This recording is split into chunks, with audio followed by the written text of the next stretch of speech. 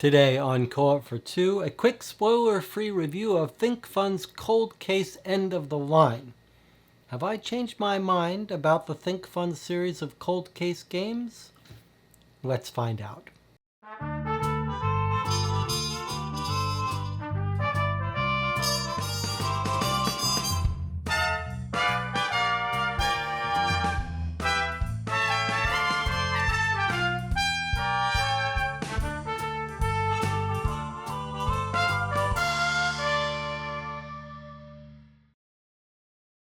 You can pick up ThinkFun's End of the Line on Amazon currently for about $16. That's July 2024.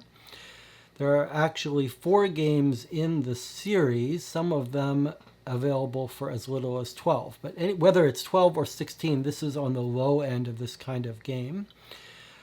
This is a one-time experience. Once you solve the mystery, you won't play it again, but nothing gets destroyed. You could pass it along or trade it. It's a fully offline experience except for solving it at the end. For that, you go to a website and see if you've got the right answer. I don't believe there's any kind of hint system available. Thankfully, this is on the easier side, so you probably won't need a hint system, although maybe we'll come back to that. You can watch our playthrough here on this channel. Took us about 3 hours. It probably won't take you that long. You should expect maybe 1 or 2 hours.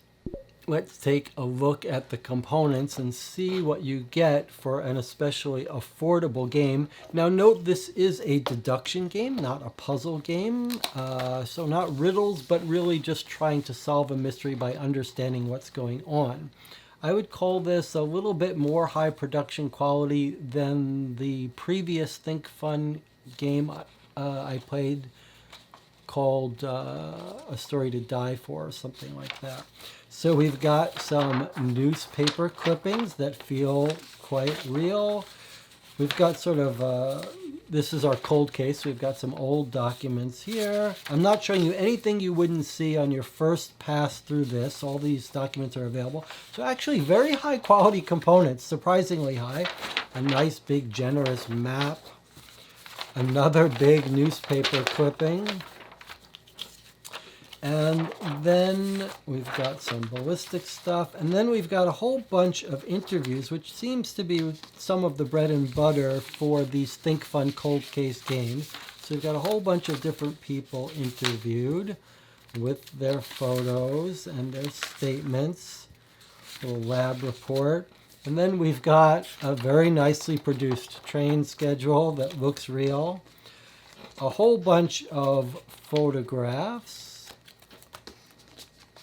And another set here as well. So, you know, not a huge amount of documents, but fairly generous for this kind of game, and certainly more than I expected. So I have mentioned expectations. My history with the ThinkFun cold case games was a little underwhelming. I thought A Story to Die For was too simplistic and short and minimalistic. So I didn't come in expecting that much from End of the Line, but I was very pleasantly surprised. I do think here we have a bigger case, longer interviews, more documents, better produced. But also a much more compelling story with well-written dialogue and interesting characters and personalities. There's a good amount of police procedural stuff here, and if you like that kind of stuff, quite satisfying to go through. And it does feel like a generous box of content, especially for the price. But even if we throw out price as an issue, this is an enjoyable case.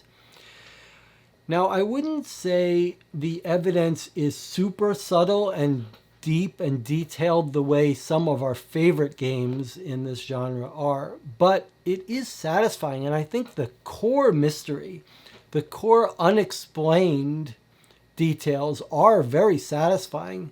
And in some ways, we've got a core initial setup of a case that's more perplexing than many of the games we play, which was very satisfying to debate. If you like debating and talking through theories as you go along, this game has got it. I would say in the end, It is on the easier side. I'd say maybe medium easy. Definitely harder than A Story to Die For, though. And there were definitely elements of this mystery, even though I would say overall medium easy, there were elements of this mystery that had us talking them out and having to really be careful and work our way through it in a satisfying way. And I would say the end questions are actually quite good. They're in that class of games that requires you to identify what evidence you found that can prove your case, which I think is much more satisfying than a game that just says try to come up with a theory and then read the epilogue to see if you're right.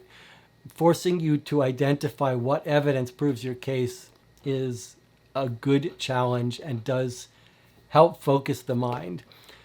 I would absolutely recommend this to a group new to this genre. If you're looking for a first case to try, you've never played a cold case game, maybe you're looking to not spend a bunch of money, boy, I don't think you could go wrong with this one.